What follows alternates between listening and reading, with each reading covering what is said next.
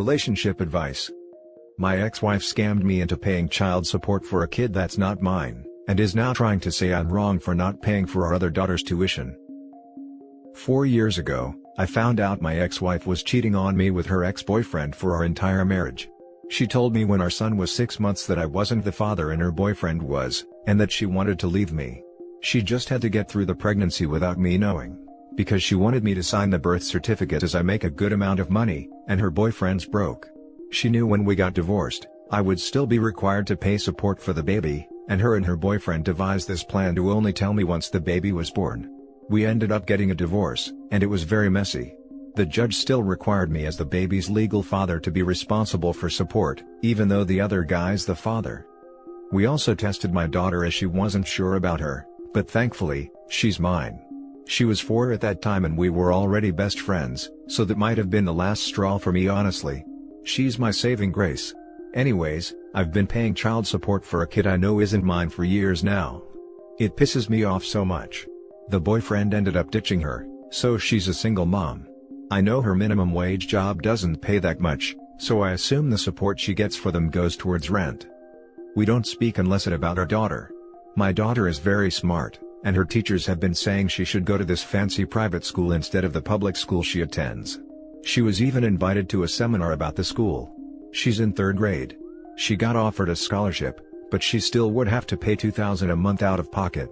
My ex says that I should pay the full amount as she's living paycheck to paycheck, my paychecks mind you, and it wouldn't dent my account. I told her that she gets a little more than $1,000 a month from me for support because of her son, and that can be my $1,000 towards the tuition and she can come up with the other $1,000 herself. She started crying saying I'm a crappy father, because I know she can't afford that, and that I'm spiting my daughter because of our problems. I told her she scammed me legally into paying $1,000 every month for a kid she knew wasn't mine, and she can put that money towards our daughter or to hush up. My mom, sister, and girlfriend all think I'm wrong because it's my daughter that will be hurt, but at the end of the day, this woman is getting a chunk of money from me every month that she scammed. She can use that towards our daughter's tuition. What should I do? Now for the top advice. What about a compromise? You'll pay for your daughter's complete tuition, if your wife signs off on you not having to pay any more child support for her other child ever again. That's the best answer. You can't squeeze blood from a turnip. If she's a single mom who doesn't make much, she's not going to be able to come up with an extra $1,000 a month, it's just not realistic. I'd agree to do it if she's willing to make up the difference with the child support she stole from you. Like you pay $1,000, she pays the $1,000 of child support, and you'll only pay after she's already paid, and you've confirmed it with the school. Other than that offer? Tough tarts. She's the one that stole her daughter's future doing what she did. That's basically what I'm saying. I'd pay $1,000, and she can pay the other $1,000 out of the money she stole for her son. Any other costs I'd cover no hesitation as well. She says that money, she refuses to acknowledge she stole it, goes towards rent. I told her I'd taken our daughter if she loses her housing, and she just started crying like she always does when things don't go her way. Although I'm assuming you've already done this. Is there a paternity test that can be presented? At the end of the day, yes, your daughter is the one that would be hurt by all of this, but ensuring that you're not paying for the illegitimate child is crucial here. It's already been established in court that I'm not the father. But since I signed the birth certificate, I was still held responsible for being his legal parent and have to pay child support. In my state, and actually most states, if the child was born during the marriage, you're still on the hook for child support. I once read somewhere that within the first 4 years of a child's life, it is possible to get your name removed from the birth certificate. I'm not sure if that is true and possible in all states, but it is worth looking into for anyone in a similar situation as yourself. Now for the next story. He asked me for a DNA test. I said yes, and he's upset because I still want to go through with it, even though he asked just to see my reaction. I've been with my boyfriend for 2 years, we just celebrated our 2-year anniversary last month. Our relationship is great and he's my best friend. We live together, and even though I have a big friend group, I'm his only friend. He doesn't really have anyone to talk to besides me. I found out I was pregnant last month. It was so overwhelming, because when I was 20, I got pregnant and had a miscarriage, and then when I was 23, just a few months before we met actually, I also had a miscarriage. I'm now 26. By the time I found out, I was almost 3 months and I'm now in my second trimester. My other 2 miscarriages happened early on in the first trimester, so my doctor is certain the baby is fine. I'm so happy to be creating a life with the love of my life, and I thought he was happy too. Last night we were just talking, and he asked me straight up, "I don't think the baby is mine. Can we do a DNA test?" I was so shocked. I thought he was connecting with the baby the same way I am. Plus, we're both working from home and the only time we do go out is together, so I was shocked he was asking. I was so offended, but I said yes. My reasoning for agreeing with the test is, because I don't want even a hint of doubt over his head. If he isn't in love with the baby the same way I am, it feels dirty and like I'm a single mom. He got really happy, and said that it's whatever and we don't need a test. I was like, "Excuse me?" He goes on to say, that he only asked to see how I reacted. If I was pissed and crying and going off, he would know he isn't the father, and if I was normal and said yes, then he knows he is the father. He said that he never wanted the test, he just wanted to see if he had any reason to be concerned. I told him that I don't care what his reasoning is, he can't put that out there and expect me to just be like, "Oh okay. Cool." He asked for the test. I want it done now. I don't feel comfortable going through the rest of this pregnancy, without him knowing 100% that he's the father. I wanted us to be in it together. Even if he asks just to see my reaction, does he think I'm just going to forget we had that convo? The bell has been rung, I want the test done, so it isn't an issue. He started shouting, saying that I'm being weird for still wanting to take the test, because the only reason I would want one is because I don't know who the father is. I started shouting at him that he can't just ask such a disrespectful and hurtful question, and expect me to not go through with it. What if he were to bring it up again? Just knowing the thought of the DNA test was in his head makes me sick to my stomach, because if you doubt the baby is yours, how can you support me and be excited through this journey? It feels like I'm in it alone now. He said that now I'm being suspicious. I'm so confused on how this has turned on me being the bad guy, because I still want to do the test when he brought it up initially. What happens now? I don't know what to do. Now for the top advice. Just don't be surprised when he's jealous of how much time you spend with the baby. Seriously though, abuse often escalates or begins during pregnancy and postpartum as well, and that resentment and lack of attention is one of the reasons why. He sounds so insecure. Good luck to the rest of your life together. He's a bit insecure. In the beginning of our relationship he wanted me to stop hanging out with my friends as much, because he doesn't have any and didn't like being at home alone, but I'm a strong-willed person and can't be bossed around, so I didn't. This is a whole different level of insecurity though. I'm still in a state of shock from last night, and especially because he's not talking to me. Because I want the test still. Not wanting your significant other to hang out with their friends is a red flag. Take a hard look at this. On Thanksgiving, I am currently 38 weeks, my, now officially ex, told me he doesn't think he was the dad, which is the biggest load of crap I've ever heard and he knows it. But he didn't ask for a test, just asked me if I was using protection with the other guys, and asking me how many other options I had and if they know. So, hell yeah, I got pissed. Blew up. I've never been so mad in my entire life. To doubt our son when I'm so far along. This had been the most stressful 38 weeks in my life because of his behavior and him not helping, and him cheating through my whole pregnancy. I'm not an idiot, and chlamydia doesn't just appear randomly out of blue. He was blame shifting. He sent an "I'm sorry" text that night. He's still on red a week later. He won't be on the birth certificate, and my son will now have my last name. Paternity isn't a joke. The fact he tried so hard to somehow convince me or himself, I don't know, that my son wasn't his, makes my blood boil. I'm now on pre-eclampsia watch, because of that stress and my blood pressure being so high. What your boyfriend did isn't funny or cute.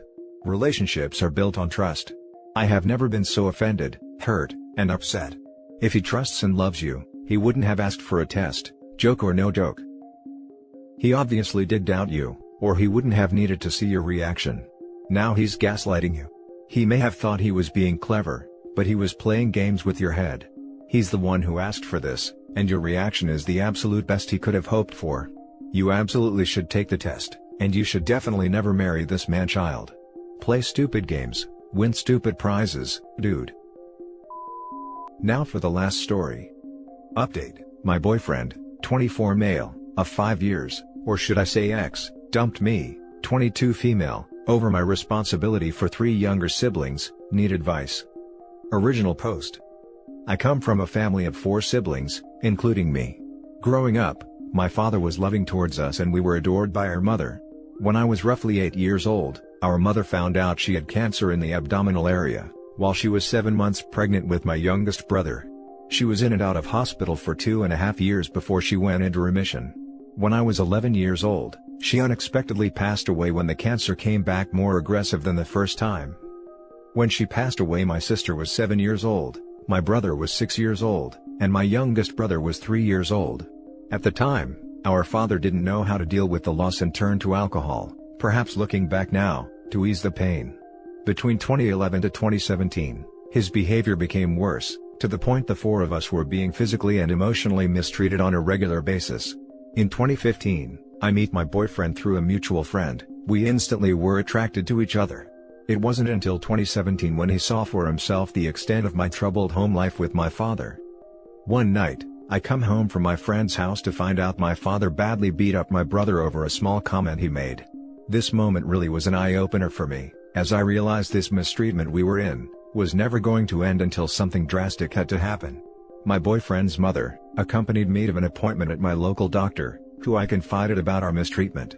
The reason why I told the doctor was because at the time, I was terrified of my father's reaction, and I knew a doctor couldn't reveal who made the report. So, after a couple of months through investigation, Child Services removed my siblings from my father's care and placed them into foster care together.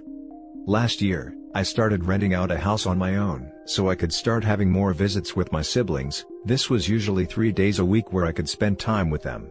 My boyfriend didn't mind them coming over, until this year when COVID started. My boyfriend moved in with me back in March when COVID arrived. At the time, my siblings, now 17 female, 15 male, and 13 male, were over regularly. This started bothering him as they are loud when they are in the house, and there were a lot of bickering between them which he didn't like. Fast forward to now, the situation of where I am their half guardian and I take care of them. This is really bothering him to the point he doesn't even like to socialize with them, and avoids them at all costs. There has been a lot of arguments between us where he said, if we buy our own house together, they aren't allowed over every week, and if I see them every 2 weeks, it can't be at our home. This greatly has taken a toll on my mental health. Nearly on a daily basis he starts fights even when they aren't over. I tried having them over when it suits him, and I cut the visits down to 2 days a week. This solution isn't making him happy in the slightest. I'm originally from another country, so my family on my father and mother's side are over there, so I can't exactly tell my siblings, alright bye, you are alone from now on. It breaks my heart to constantly hear negative things come out of his mouth regarding my siblings and I. He is always telling me, I shouldn't have to deal/put up with this, you're like a single mother with 3 kids, you can't do better than me, no other guy will deal with this. It reached boiling point for me 2 days ago, when my siblings' guardian, who 98% of the time drops/picks them up to and from my house, couldn't collect them this time, and I asked my boyfriend if could he drop them home, which is a 10 minutes drive from our place. He lashed out at me for 2 hours straight. He was severely annoyed by this, and in the heat of the moment dumps me, because in his words, he can do better than me. I'm very heartbroken by this because he is my first boyfriend I ever had. I've been with him for 5 years. I was very hopeful we could both work things out. I would do absolutely anything for my sister and brothers, which is why I hate that I'm even in this situation with my boyfriend. I feel like emotionally he's trying his best to make me feel guilty or crap, because he doesn't know a thing about responsibility other than paying for car insurance. It's a difficult situation for me, because I'm not sure if I should blame myself or him for this issue. I really need advice on this situation, because I want another person's perspective on this matter. I would greatly appreciate it. Now for the top advice before reading the update. You are better off without him. If he does not get that your siblings are a part of who you are and isn't willing to enable you in supporting them, he is not the right guy for you. Do not blame yourself. You are doing the right thing. That's what I told him. If he can't accept the fact that my siblings need me when there is no one else to take care of them, then we shouldn't be together. I feel like his words have cut deep, and it's making me believe I'll most likely be single for the rest of my life, or at least for another 10 years. There are real men out there who would understand your situation. That guy was not the one and he will never be. If you have to choose between him and your family, he is the wrong guy.